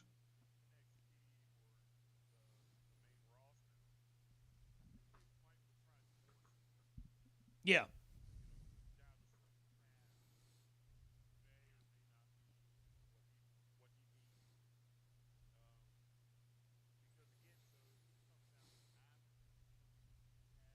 Darby Allin to make the save, right? And I mean, in the near future, he's probably going to turn, right? Because Taz is pretty adamant. I told you, we want you on Team Taz, but he keeps making the saves. Well, something tells me one of these times when Ricky Starks is facing Darby Allin, he's probably going to turn, and but that kind of reeks of the hurt business. I'm just saying. Well, to me, it's not really a hurt business. It's just a good feel. To me, it's a good placement for him to be with Team Taz. And plus, everybody else has like families and factions, and six-man teams and everything else. Very quietly, AEW has built up a pretty impressive roster of factions. I'm just saying. Yeah. And nobody pays attention to it either. Hardly anybody pays attention. No, they just somehow appear all of a sudden. Like Eddie Kingston's group, nobody has come out there and said, "Why are these people not all champions?" Even though they should. Right. Because I mean, you're talking about the Lucha Brothers, Eddie Kingston, Butcher and the Blade, dude. Come on, and Allie. Yeah, and Allie. Yeah. So after Darby Allin wins the TNT Championship and gets the holy snot kicked out of him by Team Taz, we find out that the Natural Nightmares, QT Marshall and Dustin Rhodes, are going to be taking on the Butcher and the Blade in the Bunkhouse Stampede match for this coming Wednesday's Dynamite. Now, it wasn't really clear at first that this was a tag match. When Dustin first kind of announces that this match is going to be taking place, he kind of says it where it seems like Dustin and the Butcher are going one-on-one. But then we actually find out it's not really that. It's going to be Dustin and QT against Butcher and the Blade, which I think as far as a Bunkhouse Stampede match, I'm in. Let's see it. So I'm pretty sure a bunkhouse is come as you are, anything goes. A lot of times they're in blue jeans and T-shirts, and they got the tape fist, and it's a good old-fashioned just beat 'em up type match. So it'll be interesting to see the Butcher and the Blade in this type of environment. Which, now that we brought up the Butcher, I did think when Kingston was cutting the promo that he did kind of remind me of Dr. Robotnik from Sonic. I don't know why. Dr. Robotnik. The glasses. Yeah, the glasses he was wearing. His mutton chops were a little bit more pronounced. I was like, when did Dr. Robotnik come through? So, as it stands right now, and of course this is courtesy of WrestlingHeadlines.com, our folks over at Lords of Pain, Ty Conti and Red Velvet going head-to-head on Dynamite this coming Wednesday. Pentagon Jr., who is now being called Pentagon El Sorrow. Yeah. So it's a twist on his name a little bit, versus Rey Fenix. Now, this is a rematch from the tournament, which... Let me just tell you, if you missed the first matchup between these two in this tournament, tune in, because this matchup was amazing. The Natural Nightmares in the Butcher and the Blade in a Bunkhouse Stampede match. All this leading into the AEW Women's Championship match. Now, before we get too head into this this matchup, because I definitely want Brian and I to go through it, we find out on the 10th of November, AEW has an announcement coming, and it's coming from... Whoa, wait. Time out. What about the pay-per-view, man? What pay-per-view? There's a pay-per-view? I mean, are we going to do part B next week? Or are we still on the pay-per-view? Oh, yeah. This is just where the announcement would just happened to fall in. So before we get... you're looking at...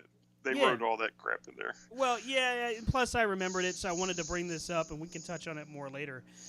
We find out that AEW's video game division, AEW Games, has an official announcement coming on the 10th of November, which is Tuesday of this coming week. We should know a lot more, because apparently there's not just one. There's mobile consoles, and I think one or two others. Apparently they're looking at possibly doing a PC game. Which, yes.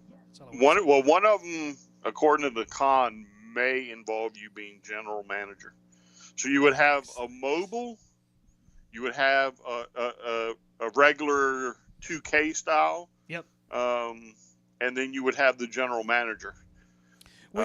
Which is funny because a lot of people have complained that the GM mode from 2K was removed, and they they didn't pay attention, so now AEW's like, we'll do it. Yeah, we'll do it. So, but they're all separate, right? So this isn't part of a mode for one of the other games. This could possibly be its own game.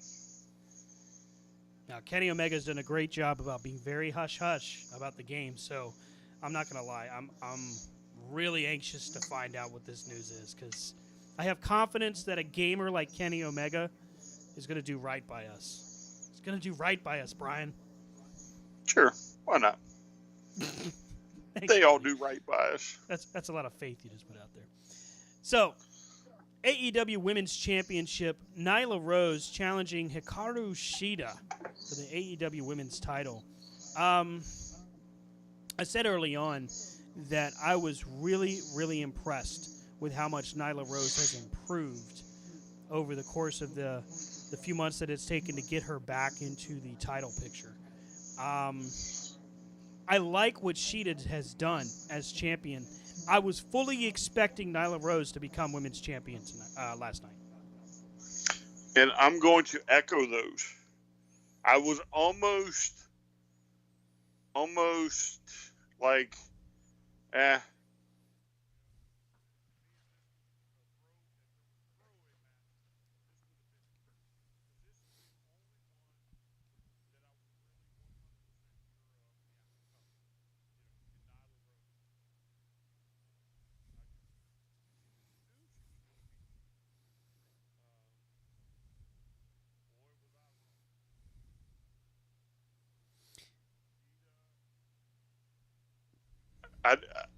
I guess they wanted her to look very strong as a champion, and to me, that's what they got.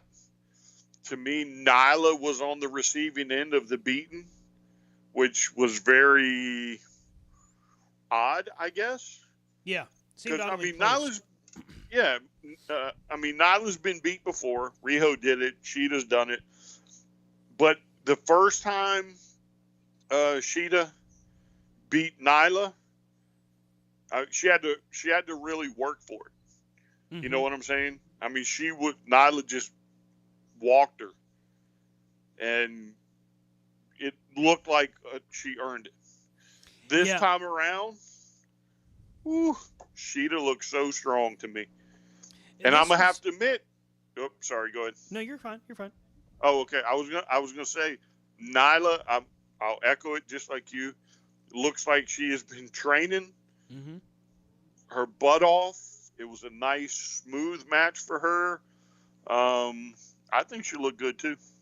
It's about time too, because she has so much potential. She's very popular, and she's very talented. And to see her come into her own I really feel like last night was almost just like what do they call it, a coming out party for her, because she was just that good. And Shida has been phenomenal as women's champion, making all of her challengers look not just credible but strong.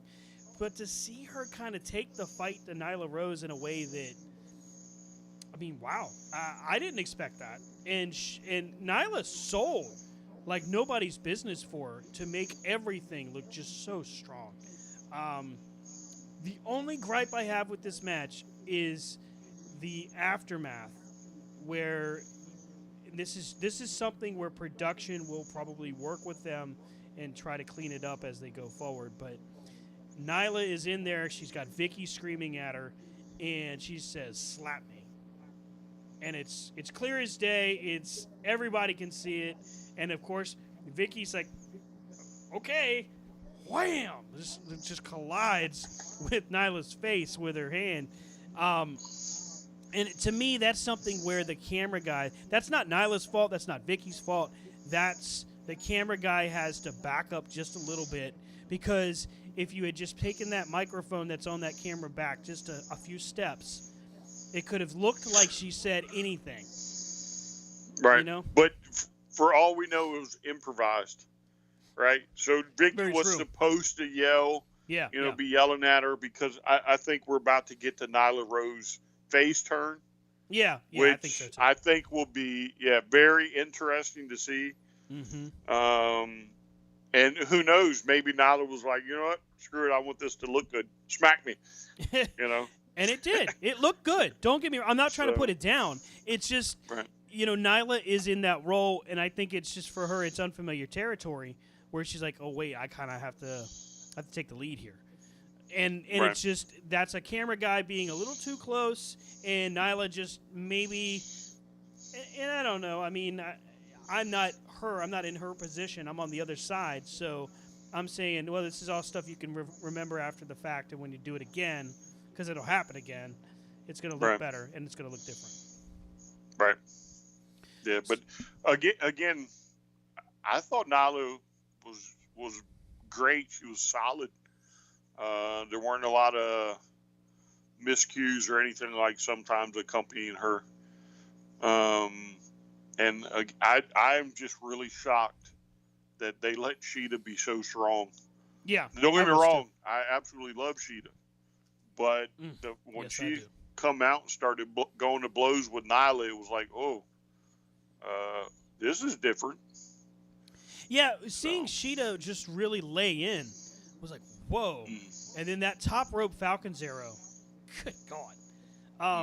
For Nyla Rose to be able to move like that, tremendous. For Shida to be able to say, we're going to do this, and I'm going to do this. And then Shida takes a pounding towards the end, and you're like, all right, cool, here's where Nyla takes the belt. And I think all of us would have been like, yeah, it makes sense.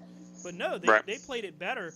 And so, honestly, I kind of want to see what happens. What happens when Shida turns it up just a notch and turns, and Riho has to challenge her? I want to see that.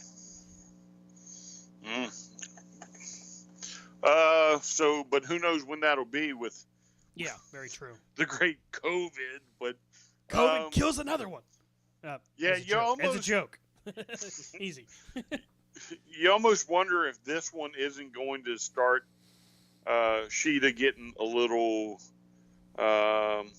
conceit in her.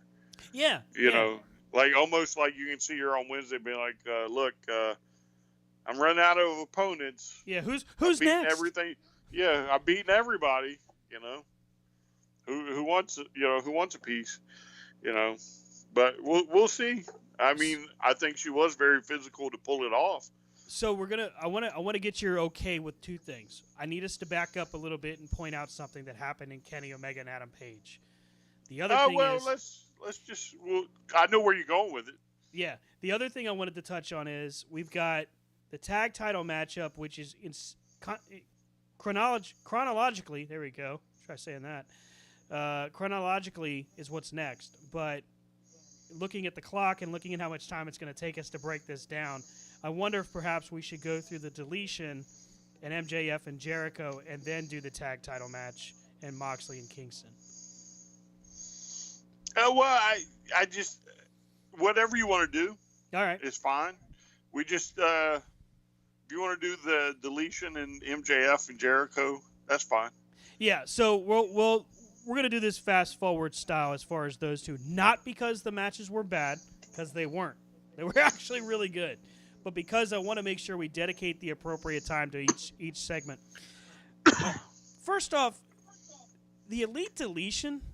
I wasn't sure what we were going to get out of this because it seems like Matt Hardy is, and this is outside of what he's done in AEW, a little confused about what he wants to be, whether it's broken or extreme, or you don't know how hard it is to be Matt Hardy. You know, when you look at all of those ways that he's kind of branched out, sometimes I wonder if he gets confused or just lost in what he wants to be. So when the deletion came, I said, wow, maybe this is how Matt Hardy ends Matt Hardy. But what we really saw was a reintroduction to broken Matt Hardy and Sammy Guevara getting the dog piss knocked out of him for the last half of that matchup. Because at first it's the Inner Circle and Sammy, and I'm like, oh, well, okay, Private Party comes to the rescue, and you're like, I don't know.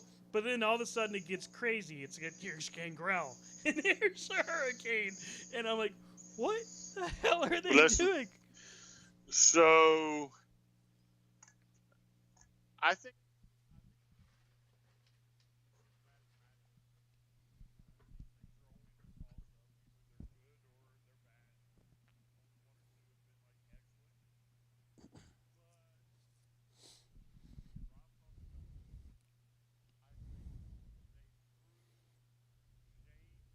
the water the second time. Mm-hmm. You know, so he goes to the Hurricane, then he goes to the reporter dude, and then he goes back to Hurricane. Well, what should have happened, because again, it is the lake of deletion, whatever, lake of rejuvenation or whatever it's called, The right? lake of reincarnation. Yeah, that's it. So when he gets thrown in, he should have come back as Sugar Shane from three count. Three count. Yeah. Everybody goes down for the 3 count. Yeah, I think they missed a golden opportunity there. The first time he goes in, just for the longtime fans who they would have marked out because they would have gotten it. Maybe you could have gotten what was the other guy's name? Gangrel? The other one's with him. No, the other one's with Shane and Evan and Shannon. Yeah, how cool would that have been if they'd been there all dressed in the white and I'd have popped so hard. I know, man, it would have been great. I'd have been like, "That's money." Yeah. Well, again, I do think they missed the opportunity there, but the match to me is kind of, again, bordering on this may not be so good for a cinematic match until the garage door goes down. Right. And they're inside, and it's just Matt and Sammy. And, Sammy takes the one bump to the back of the head that splits him open. And then he gets the shot in the side of the head with that chair. Oh, yeah. And it, in a story fashion, it's a great way to end that if they're going to end it. Yeah. They've both drawn blood. This would be the rubber match, right? So 1, 2, 3. I think this is the rubber match. So this is the third one.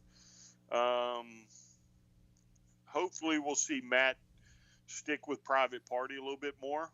Yeah. As a coach mentor. And that way, you don't get but so many of his personas. But, and the bad part is I look at the feeds on Facebook and Twitter, and they're like, oh, my God, this match, they were so violent in this match. And I was like, what are y'all talking about? They barely touched each other. for a wrestling match.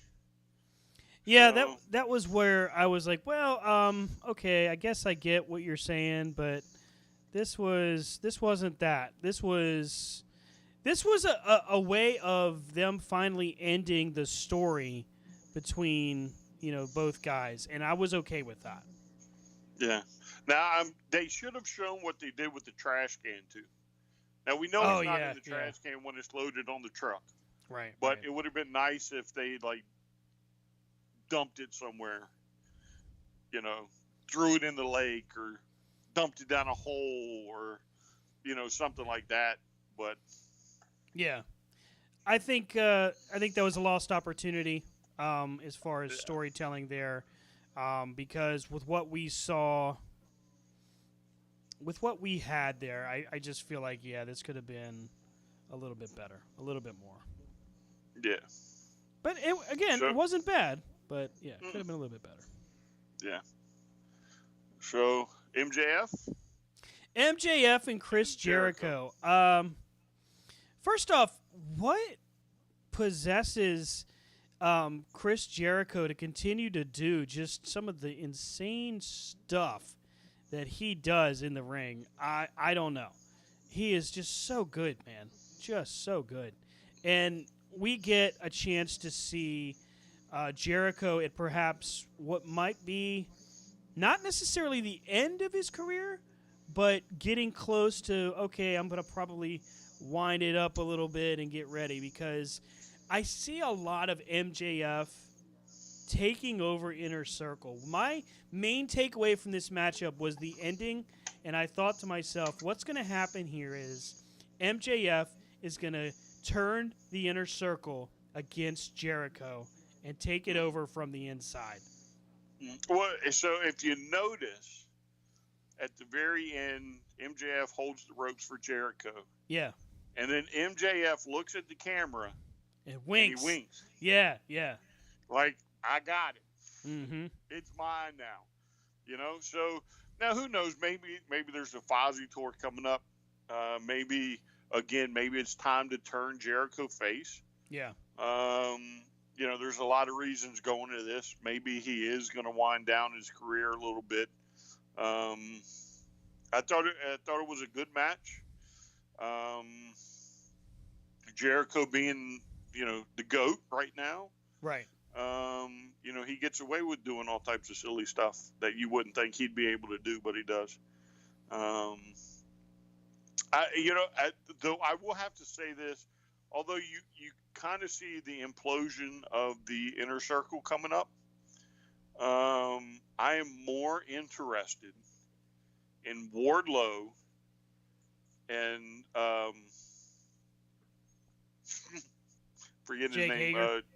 That's it, Hager, and the stare down, because they're going to go at it, and it's going to be brutal. It's going to be nasty, and it'll probably be the closest thing AEW does to an MMA fight. I liked Wardlow's confidence at the end. He kind of pops his collar a little bit and just has a little swagger to him. I'm like, oh, that's Wardlow. That's who we should be seeing on TV. That charisma, as we say. Right. Yeah. I think it'll be interesting this Wednesday when the rest of them are in town and they gotta make the decision on MJF. And I think Sammy will be the first one kicked. I kind of thought towards the end that what happens if MJF says, all right, I can be in, but I don't want in. I was like, that would have been great. But that could be interesting too. Who knows? I guess we're not there. Who knows? We're not there yet. No, all we know is he won a spot. Yeah, AEW, they're going to take another 6 months to stretch this out. But that's storytelling, right? That's what we've all been craving for years. You know what cracks me up about that? And I have complained just as loud as anybody else about this. Like, I don't like necessarily how the Bucks wrestle in matches where it's just high spots. And we're getting ready to talk about the tag title match. But in the matchup that they wrestled last night, that was some of the best tag team storytelling I have ever seen. And that's twice now that the Bucks have managed to do that. So for those of you that, and hey, I was one of those people, but for those of you that think that the Bucks can't tell a story in the ring, last night proved you wrong in a big, big way. Yeah, so you know me. You know, I've been tooting that Buck horn for years. Young Bucks. So, yeah, when they were New Japan, when they were Bullet Club, you know, nobody believed me. You got to see them. The Bucks are so much better than they were in Impact. You know, they're top of the world. They're the tag team, you know, the best. You know, then they go to ROH and they team with AJ, and you know, I'm trying to put it out there even more. That match shows you why the Young Bucks are truly one of the best in the world. It also showed you why FTR is one of the best in the world. And no offense, I am so glad that the WWE could not realize exactly what they had, and they let them go. Yeah. Yeah, I agree with you there. I feel like with what we've seen with the WWE, they couldn't get out of their own way, and with what we saw with I'm trying to word this right. With what we saw last night with just the way they've managed to pull things together for FTR, I almost wish that FTR had gone to AEW and had been in the indies only before that. Because I feel like we've been spoiled with what we're seeing now, and that even though their work in NXT and WWE was good, but God, they could have been so much better. Yeah, so you know that higher ups in the WWE watch that pay-per-view. Yeah. Right? Because that's the only way you really get to scout your talent, other people's talent. Yeah. Right? You have to watch. And the boss up top has to watch. You know, the ones that are ultimately going to decide to sign those paychecks, they have to watch. They have to get a feel for these guys. And you almost got to think that after the match, Triple H picks up the phone, calls VKM, and says, "Hey, you're an idiot. Yeah. You let these guys go. You tried to dress them up as clowns, and look what they just did." Yeah. Yeah, exactly. Because, I mean, what a mistake to not put those guys at the forefront of your company. Oh, yes. And AEW, I think, can now officially proclaim the renaissance of tag team wrestling. Oh, yeah, easily. It is coming back, right? So this is going to be the golden period of tag team wrestling. Because it's not just these two teams. But again, these two teams put on, if you're Leonardo da Vinci for AEW, this is the Mona Lisa of tag team matches. Yeah. I think this is better than Omega and Page and the Young Bucks, which before last night was the standard bearer for tag team matches in AEW. Well, now you got a new standard bearer. Yeah, I think when you start looking at, when you start considering tag team wrestling, and you start looking at how the business has just set up tag team wrestling, and when I say the business, it includes WWE. Tag team wrestling is such a unique beast. It's a niche market. You either love it or you hate it. There is no in the middle. Mm-hmm. The best tag team matches I've ever seen had high spots where they mattered, had psychology all over the place, and their near falls mattered. It wasn't just a near fall because you need to make the crowd go, ooh. It was, you need something here that keeps them involved. Right. And what we saw last night, even though they got a little gratuitous with the finishers. Because you know me, I hate that. Quit kicking out of finishers. Quit it. But last night seemed to make it was different. I don't think they kicked down a lot of finishers last night. I mean, they did the 3D, they did the DIY finish, they did the heart attack. Some of those, though, aren't their natural finishers. Yeah. You know what I'm saying? So that would make sense, though. I mean, that's like you, if you're, I don't know. Shane Helms trying to hit the rock bottom on, say, Steve Austin. Right. Just because it's a finisher, it's not your finisher. Right. So you're using it shouldn't have the same effect. You see what I'm saying? So some of those that would technically be finishers, well, they may not have the same effect. And they were, it is a tag team match, and there are only so many moves like that. Yeah. But I don't think it had as many high spots as it could have. I was kind of shocked the way it ended with Wheeler. The whole time, no flips, just fist. And what's he do? Climbs up to the top rope.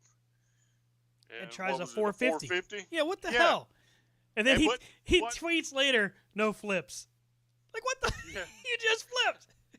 Yeah. But what's amazing, though, and this is a hidden part to FTR that hopefully we won't see, is that he can actually pull off a 450. Even though he doesn't hit, he pulled off a 450, not from the security of a turnbuckle, where if you don't know, it's a little bit tighter in there because you have the what you call it, the piece to lock it in, and pull it tight. He did it from the ropes. He just hopped up there and hit it, or went for it, and he missed. But he can do it. So, again, this is now your tag team wrestling's standard bearer for what you want. Do you think this was better than Page and Omega against the Bucks? I just told you. I told you earlier. This was better. This was Remember? better. This was better. There's no doubt. So that was the trendsetter. This is it. They picked that flag up and said, "This is why we're both considered the best in the world." I mean, if you think about it, this started years ago with those stupid tweets. By the way, you can go back through Being the Elite the past 2 years and see where the FTR started getting shouted in the middle of the videos. Like they're filming a commercial as the Bullet Club, and then Cody turns around and goes, "F the Revival!" You're like, what? Yes. I'm pretty sure it was done at the ROH show we saw, right? This has been going on for years. Yeah, it really has. And it, cease and desist letters. There's a lot of history with this, right? And this is something we never thought we'd ever get to see, right? Who's dumb enough to let the Revival go? Vince. Who would be dumb enough to let the Revival go, right? Yeah. They're not going to hire the Young Bucks. They've cost them too much problems. Yep. They're going to hold on to the Revival. Boom, lo and behold, 2020, a story that's been going on for years. And this could have easily fallen so flat, right? This could have been the worst thing we ever saw. Yeah. But instead, it becomes the new mark for tag team wrestling in the modern era. Yeah, for AEW. When you look at tag team wrestling, you have expectations that there's going to be a fast pace, that there's going to be, like I said, some psychology, some meaning behind what happens. And you have to, but it becomes explicitly more difficult because of the fact that instead of 2 guys, you got 4. Right. So when you see guys like the Revival, or FTR, excuse me, and you see the Young Bucks, you have to start looking at it through a different kind of perspective, at least at first, because what we would usually see with the Bucks is kind of a lucha libre style, and it's very choreographed, very much, as Matt Hardy would say, very spot monkey. But not really. Not last night. Last night we got to see the grit of the Young Bucks. We got to see, Matt and Nick really earn it in a way that we've not seen in a long time. So maybe the Jacksons were telling the truth, that they just haven't been themselves for a long time. Well, again, I think it's part of the story, right? Mm-hmm. So we talked about it earlier. If the Young Bucks, who, when AEW started, was the best tag team they had, right? I think we can all agree with that, right? If they had held those titles, it would have killed the tag team division, right? Because they would have overshadowed everybody. So, they can't get the win in the tournament. They lose to Private Party first round. Shocks everybody, know. Then they lose to Omega and Page, a brand new tag team, right? Former friends or friends or whatever, and they just, their record's okay, but it's the middle of the pack, and now through hey, you're gonna see what the Young Bucks are all about. We're tired of playing around. We're tired of not being ourselves. You're gonna see. So it's very reminiscent of, to me, more their ROH days, a little bit of the Bullet Club days, that you finally get to see. I mean, they are spot monkeys, but they're not spot monkeys. I mean, they can wrestle when they have to. Yeah. What we saw last night, and there were some subtle homages done, not so subtle, I guess, different ones to the Dudleys, to, the Midnight Express, to Tully and Arn. But then there were some other ones, like to the Celtics and the Lakers. The colors of the gear. And it was like the best of the best, right? You got that feel like right away. But it also reminded me of the Hart Foundation and the Rockers. I felt like I was watching a damn time machine at points, because really it reminded me of when Marty and Sean and Brett and Jim would go just nasty on each other and fight it out. And who the hell knew? Who the hell knew that FTR could move that well? Not that they, not that they ever had to before. So maybe that's why we didn't know. But damn. Well, again, I just think that that this probably is not just a dream match for the fans. Right. We have to admit, on that card, this is a legit dream match. Oh yeah, definitely. Right? Since FTR has been in AEW, this is the legit dream match we've all been waiting for. Right? And honestly, I would imagine in their minds, right? Both of them will tell you we are the best in the world. FTR, we epitomize tag team wrestling. The Young Bucks, we've been pro wrestling's tag team of the year this many times. We're the best. We're the best. That it's their dream match too, right?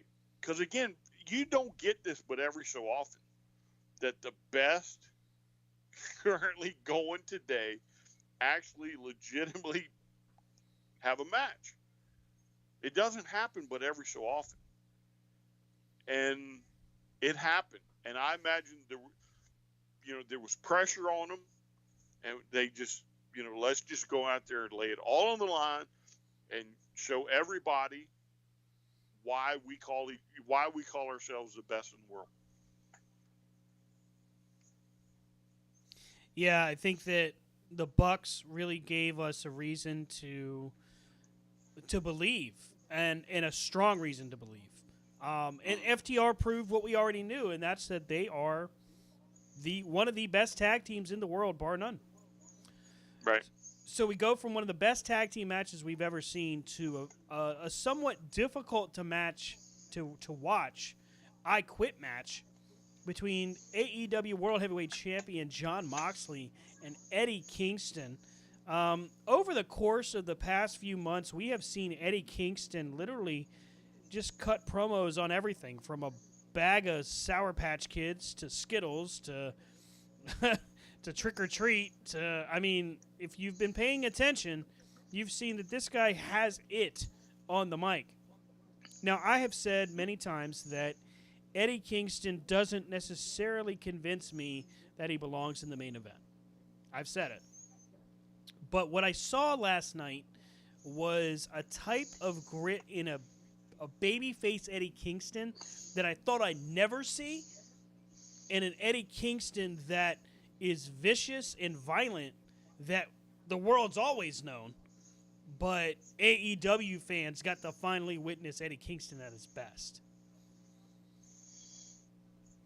Yeah, so again, I don't mind Eddie Kingston in the main event picture because I think it tells a story with Moxley that Moxley wants to tell, right? So the last few matches with Moxley have been fights, right? He's your world champ. They've been, dog fights. They've been hardcore matches. And I think Eddie gives him that ability to keep going. What are you doing? Moving something. Oh, okay. So now you're moving the camera. I can't focus. Anyway, so I think though that it like I wasn't expecting Kingston to win, right? But I was expecting a hardcore match. You know, I missed out on a lot of Moxley in his pre-WWE days. Yeah. I think a lot of us did. Right.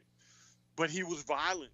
He was vicious. He bled. He would make you bleed. I mean, he was nasty. Right. And I think this just gives him as the champ the opportunity to build on his credentials. Get your fingers out my nose. And you can't pull that off with so many people.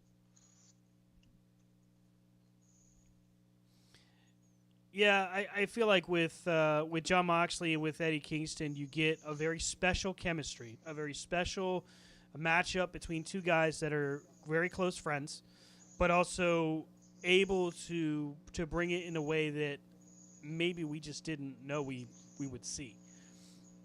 The rest of the world that knew Jon Moxley before Dean Ambrose, they knew, and that's okay. Right. What we saw last night was what I think you've talked about, and what maybe fans that have seen Jon Moxley before are saying, duh, because what we got to see was a guy that, like, he knows how to maximize his character, but he also knows how to maximize his minutes in the ring. And Eddie Kingston is that opponent that can make him even better. Now, I think that what we're going to see here is Eddie Kingston is going to make the transition to a good guy. I think what's going to happen here is Moxley, when he gets upended, is going to stay a good guy, but Kingston is going to transition to a good guy as well. I guess that's possible because, sometimes Eddie does, talk a little trash to his little group, when they lose or whatever. Right. So it's highly possible one of these times somebody's going to do it to him, and he's just going to get that beat down. Yeah. But getting back to Moxley, what these types of matches for me, if they give Moxley a certain air about him, right? Yeah, definitely. That as a champion, this guy will literally choke you out with barbed wire to keep that title. Yeah. So for the fans, for, perception in the locker room, when you go for this title, it's a fight for your life. Because you give him an opportunity, he'll choke you out. He'll hit you with, barbed wire. He'll, he's going to fight you, which is different than the rest of the roster, because the rest of the roster is going to wrestle you. Well, not your champ. Right. He's going to fight you. So, and he's willing to go through hell to do it. Rubbing alcohol to the back after thumbtacks? Are you freaking kidding me? Yeah. I winced at that so hard. I was like, oh, no. And again, this is another mistake by the WWE. Mm-hmm. I've said it before. There were certain times when Dean Ambrose was good, but then you tried to make him something he wasn't, and he wasn't as good. Yeah. And now look at him. He goes to AEW, and it's kind of hard to discredit him from being the top title holder in the country. Well, and that's just it. If you look at the top champions right now, and I know that we're over time, so here we're going to close out here in just a few moments. But if you look at just the champions that are out there right now, you've got Roman Reigns, the Tribal Chief, which Randy I think they're finally making good progress with Roman. I'm happy with it. Randy Orton, which I think we're all, yeah. You've got the Impact World Champion, Rich Swann. You've got what was usually Okada and is now Evil. God, I almost forgot. You got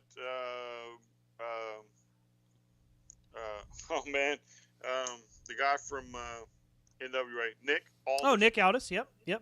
You got all these different I people. don't know who ROH is right now. I'm sorry.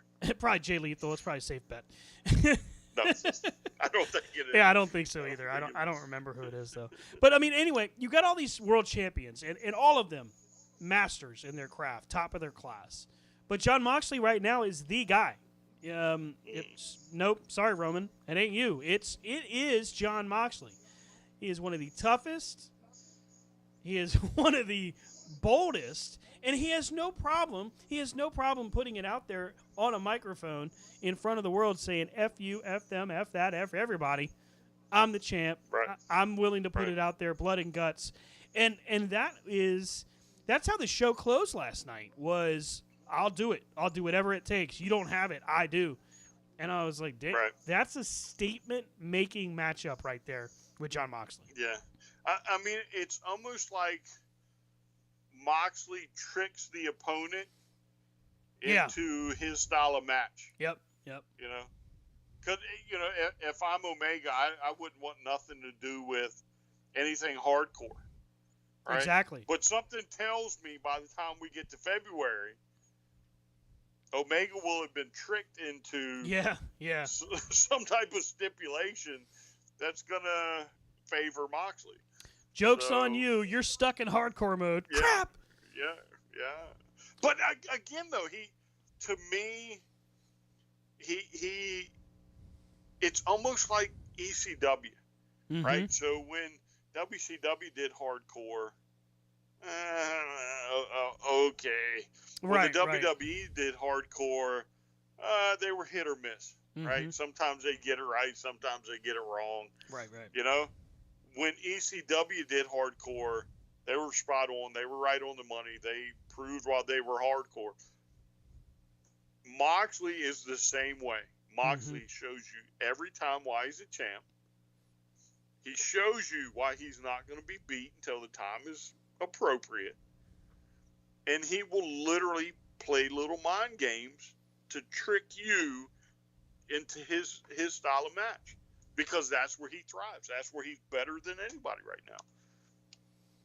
So, Brian, I want to do something new to close this out. Normally, we do the whole social media, and I can do that. I can always throw that in there. But I want to do where we each close with a minute.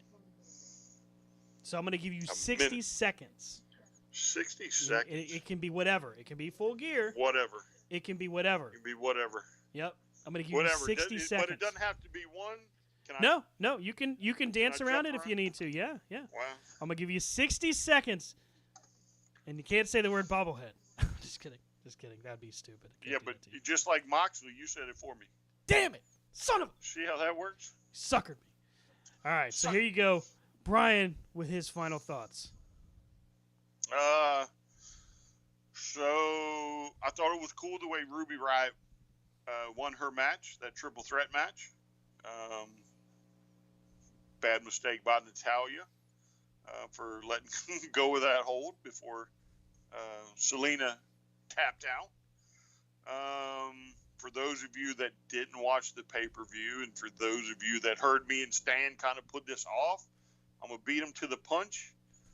So last night, not only did we have AEW represented, we had the NWA represented, and we had Don Callis from Impact doing commentary during Omega and Page's match.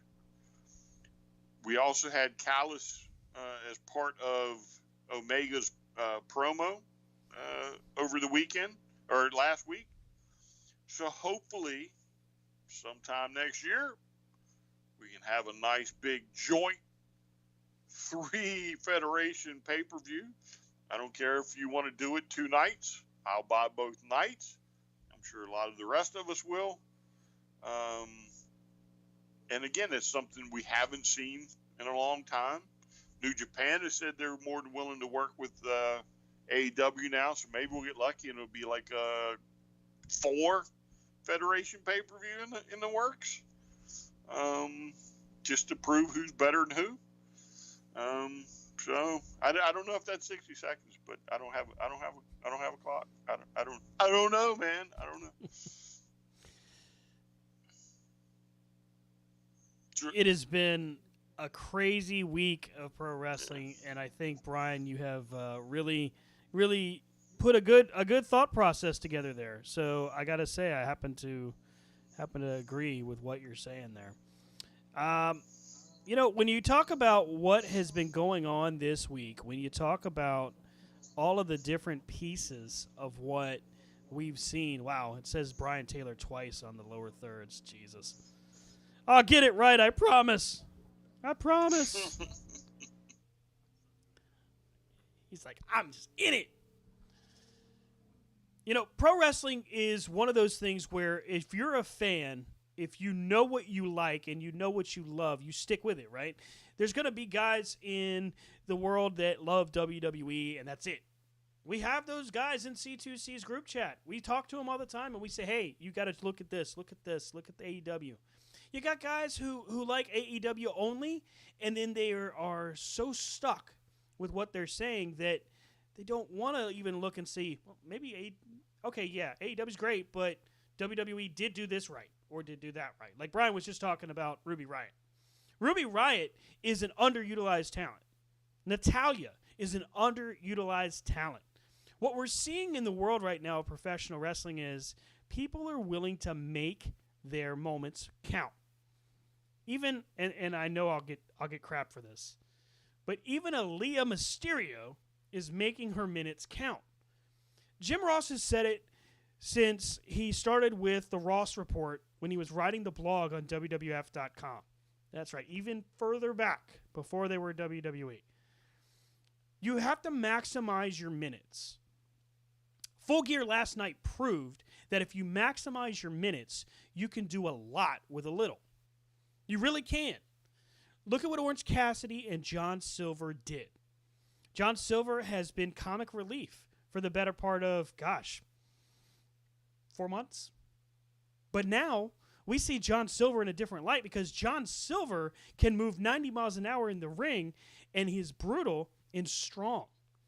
Orange Cassidy, when we first got his introduction in AEW, was funny, was deceptively quick, but what we didn't know was that when he would feud with Chris Jericho, that he had a third gear that really just said, whoa, who is this guy?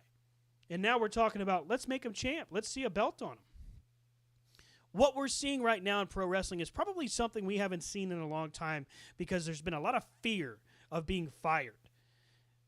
There used to not be another place to go. If WWE let you go, you had nowhere else to go. Well, now you do. And now in Jacksonville, Florida, if you want, You can make your star as big and as bright as you want it to be because you got a group of guys in the back that are patting you on the back saying, go. They're not saying, hey, well, let me give you a bullet point. Wait, let me give you another promo to do. They're saying, just go. And that, in and of itself, is what has made this week, Full Gear, and Dynamite leading in so important. So, I mean, yeah, blown away, impressed, loved it. Can't wait to see what they do next.